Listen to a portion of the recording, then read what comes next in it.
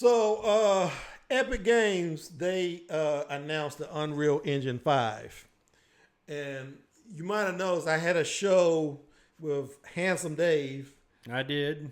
And we were arguing about the merits of the PS5 versus Xbox Series X.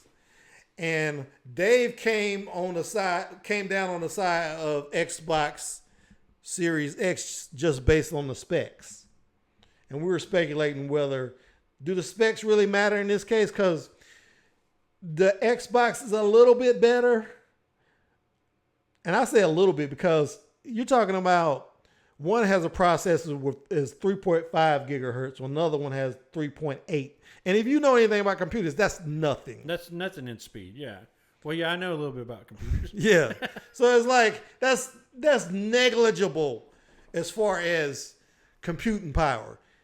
Now, if it was twice the speed of the PlayStation processor, you might have something to talk about. The RAM is the same though. The hard drive space is almost the same. They're both using the SSD. You know, the PlayStation is a little bit smaller though. It's like 800 gigabytes versus the 1 terabyte. But I read an article on the SSD that the PlayStation is using and is better than PC. That's what I did. SSD. But see, when we did that show, that hadn't come out. And then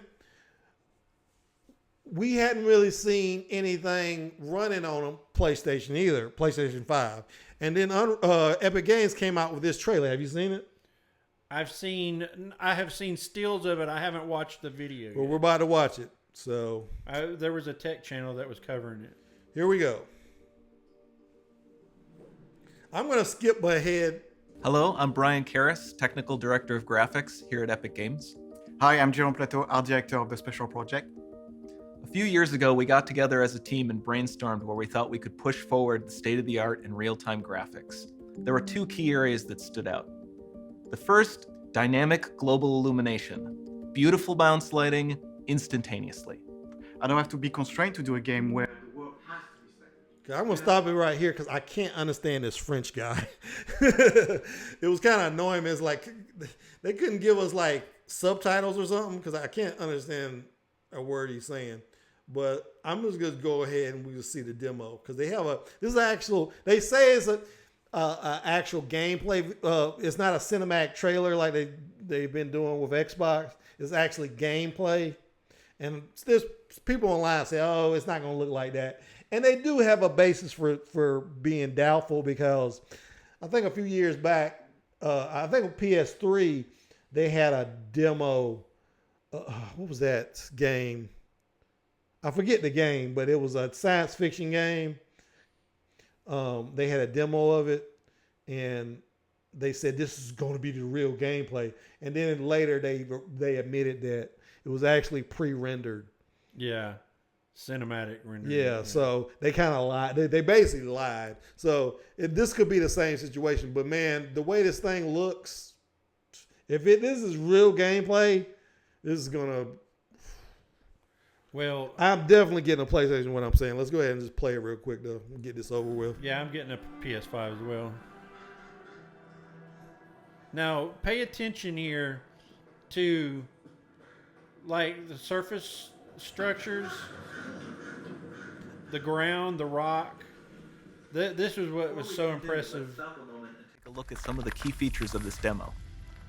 Much of what you see was built with Quixel Megascan assets, but instead of using the game versions, we used the cinematic versions, which would typically only be used in film. There are around 1 million triangles each, and thanks to virtual texturing, they all use 8K textures as well. Nanite can render an insane number of triangles very quickly. There are over 1 billion triangles of source geometry in each frame that Nanite crunches down losslessly to around 20 million drawn triangles. What does that many triangles look like? This isn't noise. These are the triangles, each a different color. Most are so small that they look like noise. Nanite achieves detail down to the pixel, which means triangles are often the size of pixels. This amount of geometric detail requires shadows to be pixel accurate as well, and Nanite can do that too. Speaking of lighting, all of the lighting in this demo is completely dynamic. with the power of Lumen that even includes multi-bounce global illumination. No light maps, no baking here. Without GI, all of that beautiful lighting is gone. With Lumen enabled, we can move the light and the bounce changes instantly. That's nuts. Okay, let's keep going.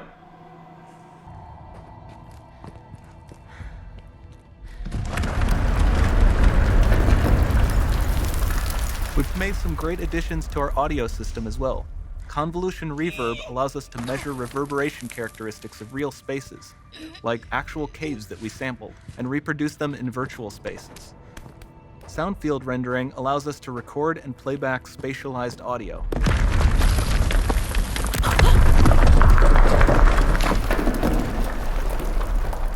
All of this adds up to a more immersive experience.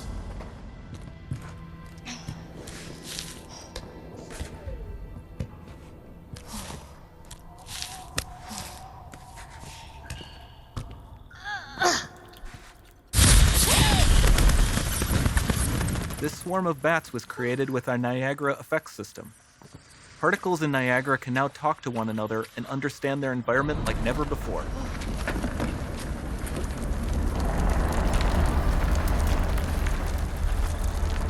We've also added a ton of new functionality to run fluid simulations like you see in the water below.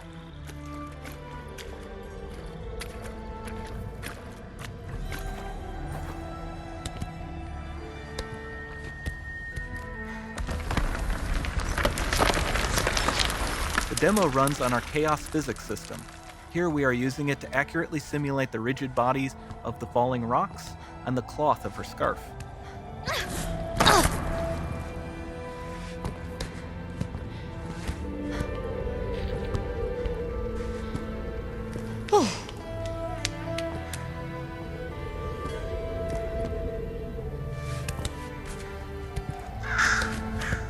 Now that the environment is so complex, we've needed to greatly improve our animation systems to adapt.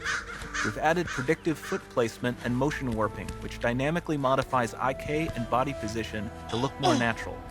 For the character to more realistically interact with the environment, we've added the ability to trigger seamless contextual animation events, like her hand on the door. Looks promising.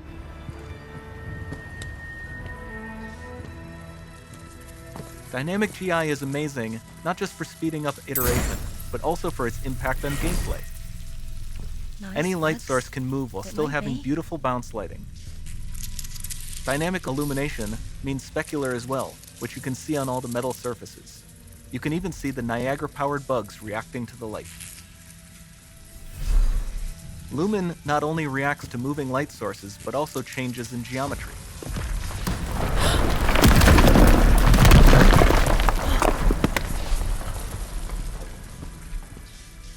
Remember we mentioned high poly assets? This statue was imported directly from ZBrush and is more than 33 million triangles. No baking of normal maps, no authored LODs.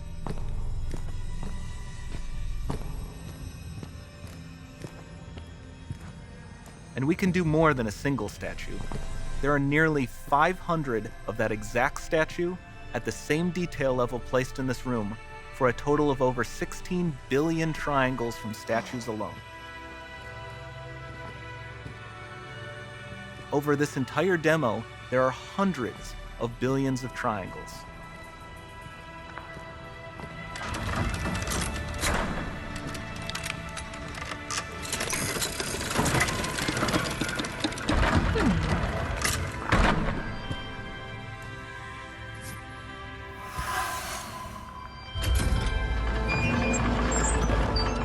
So with Nanite, you have limitless geometry, and with Lumen, you have fully dynamic lighting and global illumination, all running on a PlayStation 5.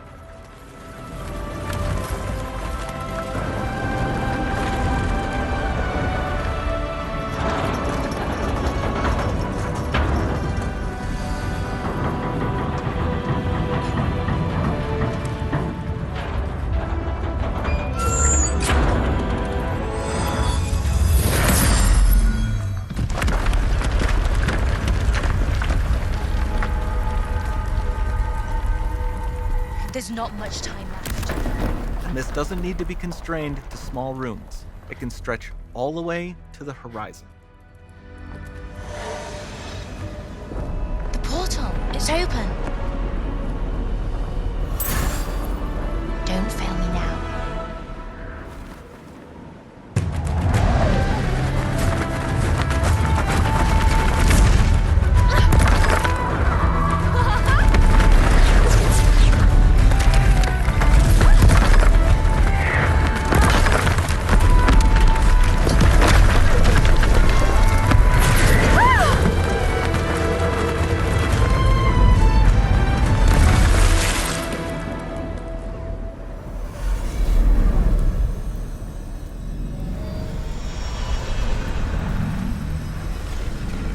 Time to see what's next.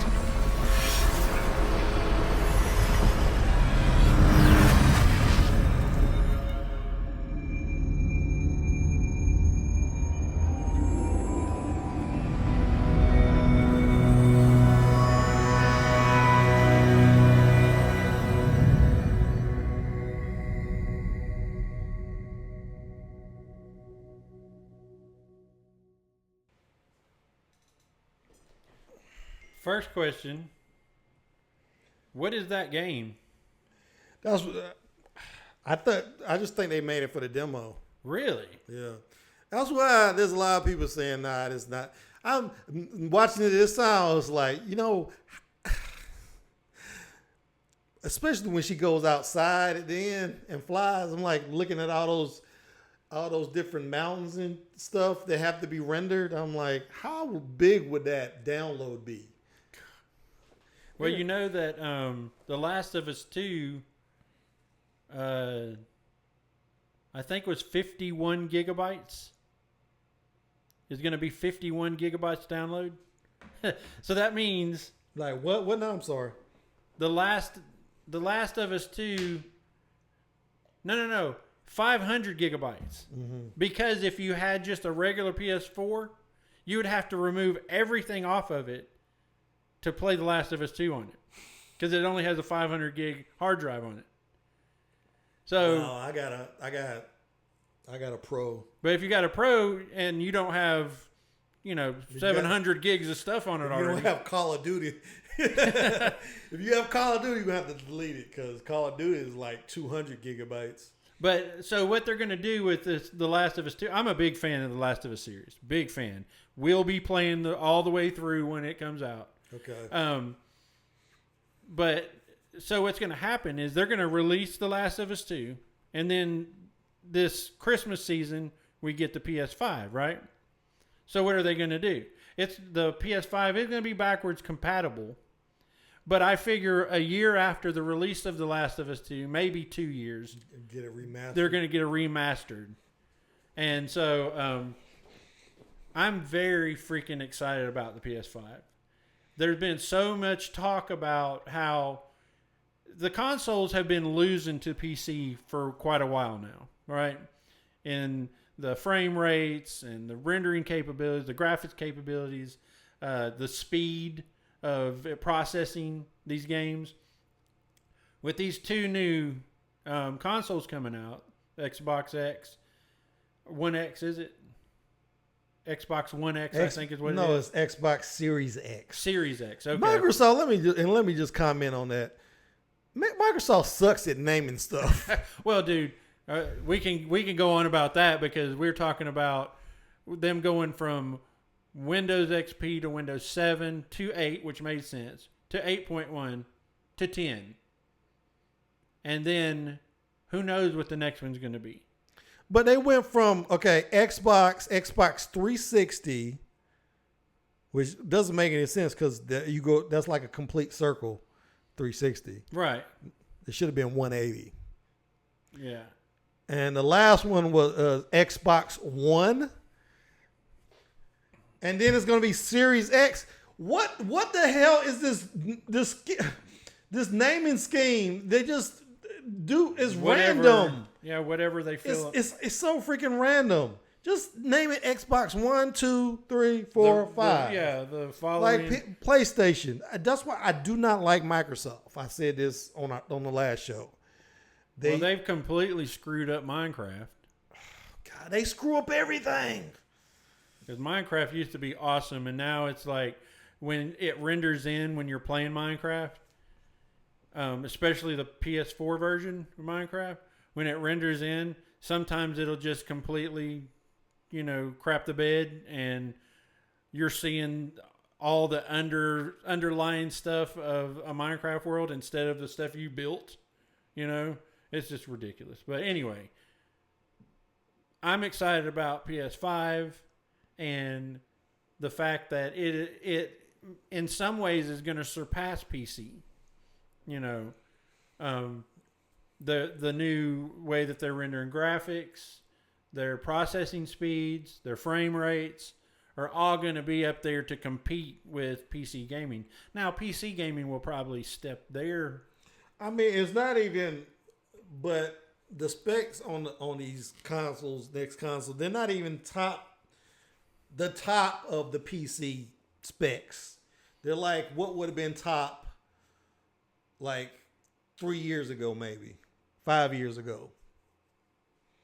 Yeah, I think that they focused on the things they can do better. I mean, what they could make PCs that are top of the line. They could make consoles that are top of the line PCs right now, but it would cost too much. Well, right. And now, granted, I say this as far as the specs beating PCs at the same price range. You know what I'm saying? Okay. Because, man, you buy a $6,000 PC or build a $6,000 PC, a console's not going to touch that thing. No. Oh, no. Not even come close. I'm saying, I guess I should have said that initially. It's going to be things that are similar. This iMac I have that came out in 2017 has better specs than the next generation of console. Right. All my specs are better. But at every level. But how much did you pay for that thing? Yeah, exactly. But Macs if they had a $4,000 PlayStation, but Macs are always even Handsome Dave was doing it. Macs are always mocked for being behind, and even my Mac is better than this next generation. Right. That's what I'm saying. So I guess I think I got like a 4.2. I don't even care as long as my computer can run Final Cut Pro really fast. That's the only thing I care about because I'm not going to game on this thing. I mean, I probably should because I can get a lot of great content, and I do have Windows 10 that on an external. But I did all this work getting that thing to work, and then I booted it up 2 times and moved on. But this Mac is 4.2 gigahertz, 32 gigs i7 of RAM. Yeah, i7. The only thing about the same, DDR4. even I don't know, maybe their video card might be better. Mine is 4 gigabyte Radeon Pro. Is it 8? I think so. I think theirs are 8. So it's a little bit better for that. And I got a 1 terabyte hard drive. And that's really the most noticeable difference from the previous console versions to PCs of the same, price point, is that the graphics were far and above better. But that was one area where the consoles could improve, and it made a noticeable difference. So, and from that trailer that we just watched, it's obviously if it's really gameplay. Like I said, yeah. Their main reason for releasing that video is the sell Unreal Engine. Right. So, well, I'll buy they have a motive for kind of stacking the. And if they built that specifically to sell the Unreal Engine, that gameplay, I mean, because I would play that game. That looked pretty cool. Yeah, it looked like Tomb Raider or something. That's what I thought it was at first until she did that thing out of her hand. The thing I know is the character models aren't that more complex than the ones we have now, though. Right, but I don't think that was their focus on this. It was impressive. They're using but they're basically taking the CGI they're using in movies, which has gotten really good. Oh. Back in the early days of CGI was terrible, but now there's things they put they make CGI in movies now. You don't even know it's CGI. Nope, and then you'll do a behind the scenes video and you'll see all this stuff and you're like, that was fake? It's like shocking, all the stuff that, I mean, you can't even tell. Right. Well, it's because we got all these fast computers now, they can render this stuff at such a high quality, you're not going to be able to tell. Right. I mean, to give you an example, I'm not even here right now. I know. I rendered him in. You know? We're filming at opposite sides. No, I'm joking. We don't have a setup quite like that. We could do it though. I got a green screen. I could very well do it, but it'd be too much trouble.